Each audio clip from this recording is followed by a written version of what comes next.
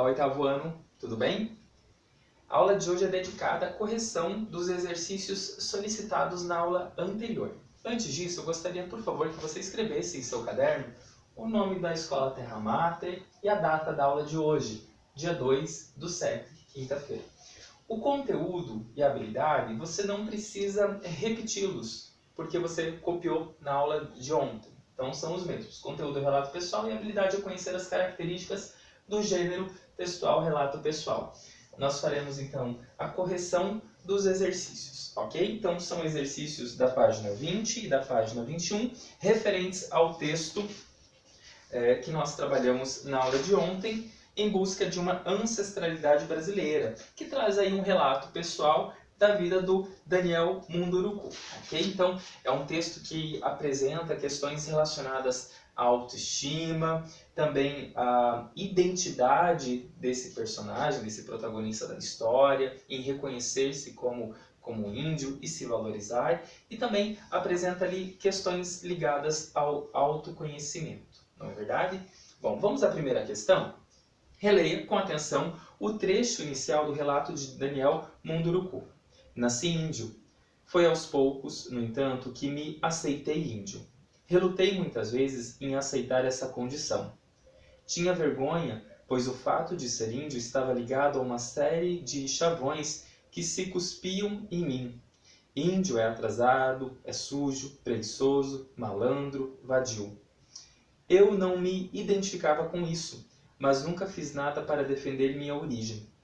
Carreguei com muita tristeza todos os apelidos que recaíam sobre mim: índio, juruna, aritana, peri, e tive de conviver com o que a civilização tem de pior, isto é, ignorar quem traz em si o diferente. Agora, leia o verbete a seguir. Chavão. Substantivo masculino. Palavra ou frase a que se recorre para maior expressividade, mas que já não tem esse efeito em virtude de seu uso em demasia. Lugar comum, clichê, ideia muito comum, sem originalidade, estereotipada. Considerando o fragmento acima e o contexto global do relato de Daniel Munduruku, pode-se afirmar que ele empregou adequadamente a palavra chavão. Escreva um pequeno parágrafo justificando essa afirmativa. Bom, nós podemos dizer que sim, que o autor usou adequadamente a palavra chavão, porque as ideias que ele ouvia sobre o ser índio, apresentando ali alguns elementos como atrasado, sujo, preguiçoso, malandro, vadio, eram repetidas na sociedade, mas não correspondem à verdade. Então, Daniel tinha certeza de que não era assim, e as ideias eram falsas, estereotipadas, sem valor. Próxima questão. O parágrafo inicial já antecipa o conflito do relato de Daniel, sua crise de identidade, que se estendeu até a juventude. Escreva um pequeno parágrafo para comprovar essa afirmativa. Então, lá no parágrafo inicial, nós podemos observar que Daniel antecipa o seu conflito, né? A crise de identidade que o acompanhou até a juventude. Ele é um índio, mas teve a dificuldade de aceitar essa condição por causa, inicialmente, dos chavões que ele ouvia sobre o significado de ser índio, né? Então as pessoas estereotipavam, rotulavam ele como, por ser índio, ser atrasado, sujo, preguiçoso, malandro, vadio, né? Ele repetiu esses termos que ele ouvia. Então esse conflito se intensificou também na adolescência, né? Quando ele percebeu que as meninas não queriam namorá-lo. Então ele associou essa situação ao fato de ser índio e também associou a isso a imagem de ser índio e por isso ser feio. E por isso as meninas não se interessavam por ele. Releia com atenção o trecho a seguir.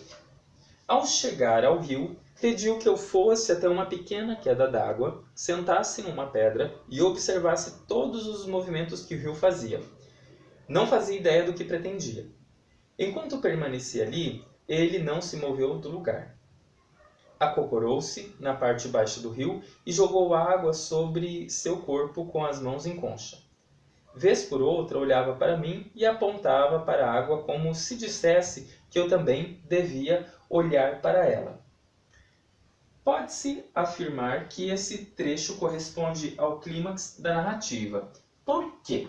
Bom, nós sabemos que o clímax é o auge da história, né? Então, nós podemos afirmar que esse trecho corresponde ao clímax dessa narrativa porque trata-se de um momento de grande tensão. Então, o Daniel, naquele momento, não tinha ideia do que ia ocorrer. Não sabia que as intenções do avô, ao mandá-lo ficar parado, né, observando o rio, ele não sabia o porquê o avô tinha solicitado isso. Próxima questão. O relato de Daniel Munduruku tem seu desfecho com a lição aprendida. Hoje você aprendeu algo novo. Nunca se deixe levar pelo barulho interior. A gente tem de ser como o rio. Não há empecilho no mundo que o faça sair de seu percurso. Ele caminha lenta, mas constantemente. Ninguém consegue apressar o rio. Nunca ninguém vai dizer ao rio que ele deve andar rápido ou parar. Nunca apresse o rio interior. A natureza tem um tempo e nós devemos seguir o mesmo tempo dela. Considerando o contexto global do relato, expresse com suas palavras qual foi a lição aprendida por Daniel. O que você notou como lição aprendida, né, diante